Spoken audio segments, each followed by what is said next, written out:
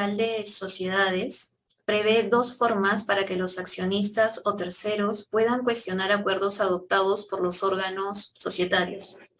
Uno es la impugnación de acuerdos y el segundo es la pretensión de nulidad. En las disposiciones aplicables a todas las formas societarias reguladas en la Ley General de Sociedades, el artículo 38 establece que son nulos los acuerdos adoptados con omisión a la formalidad de publicidad, contrarios al orden público, las buenas costumbres, contrarios al pacto social o al estatuto, o aquellos acuerdos que lesionen los intereses de la sociedad en beneficio directo o indirecto de uno o varios socios. Ahora bien, cuando pasamos al libro segundo de la Ley General de Sociedades, que establece la regulación específica para la sociedad anónima, podemos observar dos artículos que regulan con mayor precisión la nulidad y la impugnación de acuerdos de junta.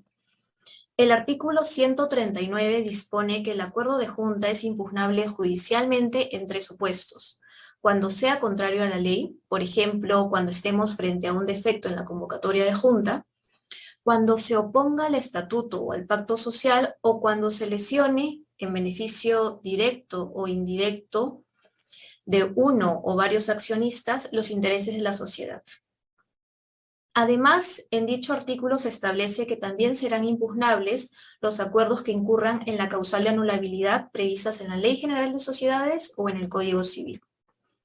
Por último, el artículo 150 de la misma ley regula la pretensión de nulidad. De acuerdo a dicha norma, procede la pretensión de nulidad cuando el acuerdo es contrario a normas imperativas o cuando se incurra en alguna de las causales previstas en la Ley General de Sociedades o en el Código Civil.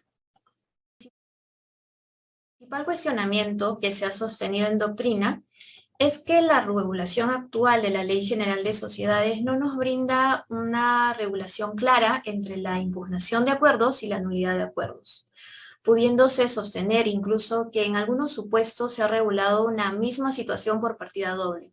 Me explico. El artículo 38 de la Ley General de Sociedades, que he mencionado en mi respuesta anterior, que se encuentra contenido en la parte general de la ley, parece contener, además de los supuestos regulados en el artículo 150, los previstos en el artículo 139 que regula la impugnación de acuerdos. Por ejemplo, por un lado, el artículo 38 establece que son nulos los acuerdos contrarios al pacto social o al estatuto.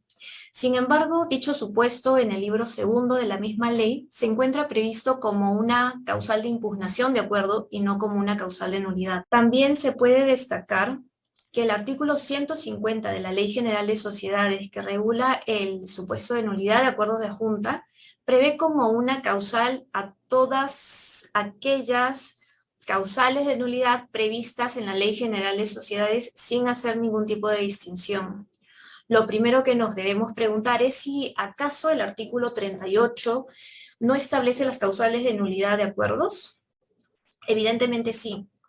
Y ahí es donde podría surgir un problema. El artículo 38, como he mencionado, contiene, además de los supuestos regulados en el artículo 150, los previstos en el artículo 139, como es el caso de los acuerdos contrarios al estatuto. Con ello se podría sostener que aquellos acuerdos que violen disposiciones del estatuto pueden ser cuestionados a través de pretensión de nulidad de acuerdos y también a través de la impugnación de acuerdos. En lo mencionado se podría advertir que existe un problema, la legislación no sería coherente. Lo cierto es que originalmente se ha señalado que la finalidad de establecer dos pretensiones diferenciadas para cuestionar acuerdos, como es el caso de la nulidad y de la impugnación de acuerdos, tenía como finalidad distinguir los supuestos de nulidad con los de anulabilidad. Sin embargo, la actual regulación prevista en la Ley General de Sociedades, como ya hemos visto, no permite hacer una distinción clara entre dichas instituciones. Con ello resulta evidente que la actual regulación no ha cumplido la finalidad de diferenciar las causales de nulidad con las de anulabilidad. Todo lo contrario, ha generado una situación de incertidumbre al no regularse con claridad la manera correcta de materializar el cuestionamiento de un acuerdo. Es decir, no es claro, en algunos supuestos, bajo qué pretensión se debería efectuar dicho cuestionamiento. Otro comentario recurrente sobre este tema es que no queda claro por qué existe una regulación más detallada para la impugnación y nulidad de acuerdos de una sociedad anónima respecto a los acuerdos adoptados por otros tipos de sociedades. Algo sumamente importante también es lo referente a la legitimidad del accionista impugnante del acuerdo. El artículo 144 de la Ley General de Sociedades establece que el accionista que impugne judicialmente un acuerdo de junta debe mantener dicha condición durante todo el proceso. Esta norma establece que la transferencia voluntaria, sea total o parcial de las acciones, extinguirá respecto de este accionista el proceso de impugnación de acuerdo. Nótese que la limitación de la sucesión procesal en lo que respecta a la transferencia voluntaria parcial de acciones no tiene sustento alguno, al menos no uno que se desprenda de la regulación. Porque ¿por qué se le debería limitar al accionista si dispone parcialmente de un grupo de acciones? ¿Por qué perdería el interés? Yo considero que no existe ningún sustento. Un último punto que me gustaría señalar es que actualmente, por ejemplo, en una acción de nulidad, puede intervenir cualquier persona con legítimo interés, como sería el caso de un acreedor. En cambio, en una acción de impugnación, la legitimidad es más limitada. Así solo tendría legitimidad solo aquel accionista que vote en contra y además de tener que ser accionista, tiene que asistir a la junta.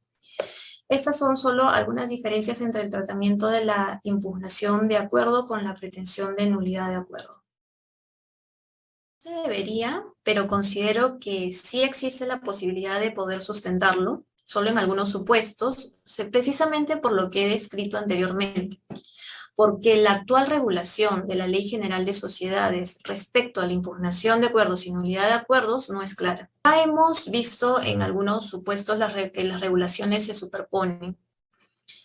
Lo cierto es que no es tan sencillo optar por uno o por otro indistintamente, dado que existen diferencias. Algunas ya las he mencionado al responder la pregunta anterior, pero una diferencia que no llegué a mencionar y que voy a hacerlo ahora, voy a aprovechar este momento para precisarla, es la referente a la caducidad, al plazo de caducidad. El plazo de caducidad para plantear la impugnación de acuerdo, previsto en el artículo 139, es de 2 meses, mientras que el de la pretensión de nulidad es de 1 año. Esto evidentemente genera una situación de incertidumbre. Hay que tener en cuenta que por la afectación a las operaciones de una empresa es que la regulación para cuestionar acuerdos debe ser necesariamente clara. Por ello es imprescindible una reforma en materia societaria.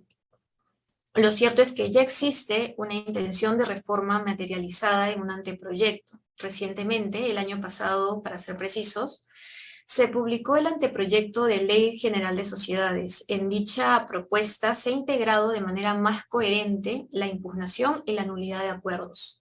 En el anteproyecto se denomina impugnación de acuerdos societarios y se establecen causales precisándose las causales de nulidad y las causales de anulabilidad. Por ejemplo, se ha establecido expresamente que los acuerdos contrarios al orden público y a las normas imperativas son causales de nulidad, mientras que los acuerdos contrarios al estatuto configuran supuestos de anulabilidad. También en este anteproyecto ya no existe una regulación específica para los acuerdos de juntas de sociedades anónimas. Se establece una regulación única para la impugnación de acuerdos de sociedades en general.